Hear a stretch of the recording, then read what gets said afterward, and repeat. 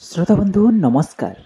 आपणମାନେ ଶୁଣୁଛନ୍ତି ରେଡିଓ ବାଘାଯତୀନ ଗୋଷ୍ଠୀ ବେତାର କେନ୍ଦ୍ର କାର୍ଯ୍ୟକ୍ରମ ପ୍ରସାରିତ ହେଉଛି 89.6 FM ବ୍ୟାଣ୍ଡରେ। ଶ୍ରୋତାବନ୍ଧୁ, ଆଜି ହେଉଛି ଦେବଶିଳ୍ପୀ ବିଶ୍ୱକର୍ମାଙ୍କର ପୂଜା। ଏହି ଅବସରରେ ସମସ୍ତ ଶ୍ରୋତାବନ୍ଧୁମାନଙ୍କୁ ଅନେକ ଅନେକ ଶୁଭେଚ୍ଛା ଏବଂ ଶୁଭକାମନା।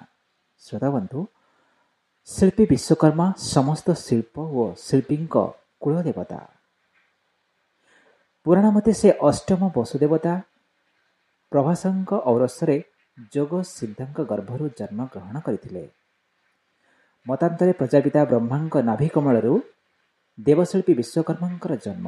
ଚତୁର୍ଭୁଜ ବିଶ୍ୱକର୍ମା ବାମ ଉପର ହାତରେ ବଟାଳି ଓ ବାମ ତଳ ହାତରେ ମାର୍ତୁଲି, ଦକ୍ଷିଣ ଉପର ହାତରେ ଚକ୍ର ଓ ତଳ ହାତରେ ଆଶୀର୍ବାଦ କରୁଥିବାର ଭଙ୍ଗୀରେ ରହିଥାନ୍ତି। ବ୍ରହ୍ମାଙ୍କ ନିର୍ଦ୍ଦେଶରେ ବିଶ୍ୱକର୍ମା ସମଗ୍ର ସୃଷ୍ଟି ରଚନା କରିଥିଲେ।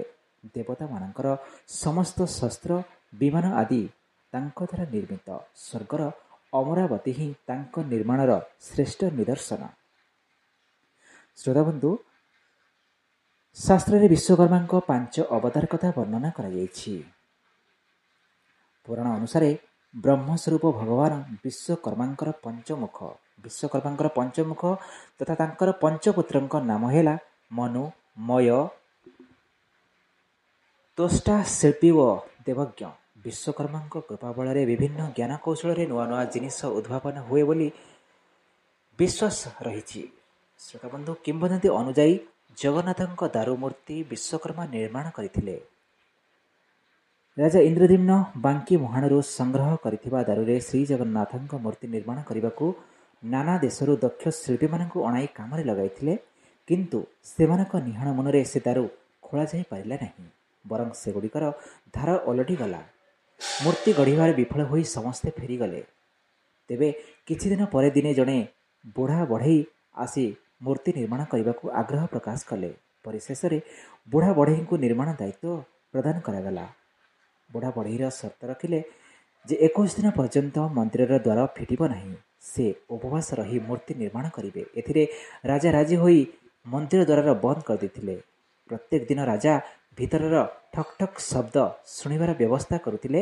କିଛି ଦିନ ପରେ ଭିତରୁ ଶବ୍ଦ ଆସିବା ବନ୍ଦ ହୋଇଯିବା ପରେ ଗୁଣ୍ଡିଚାରାଣୀ ଧୈର୍ଯ୍ୟହରା ହୋଇ କୌଣସି ଅଶୁଭ ଆଶଙ୍କାରେ ରାଜାଙ୍କୁ ଦ୍ୱାର ଖୋଲିବାକୁ ଅନୁରୋଧ କଲେ।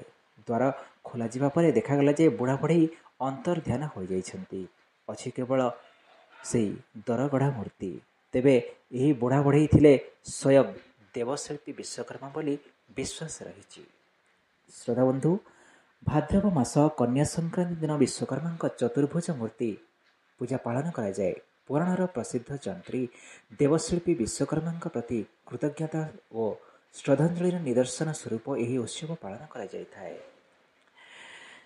ଶ୍ରୋତାବନ୍ଧୁ, ଦେବଶିଳ୍ପୀ ବିଶ୍ୱକର୍ମା ସକଳ ବିଶ୍ୱର ନିର୍ମାଣକର୍ତ୍ତା।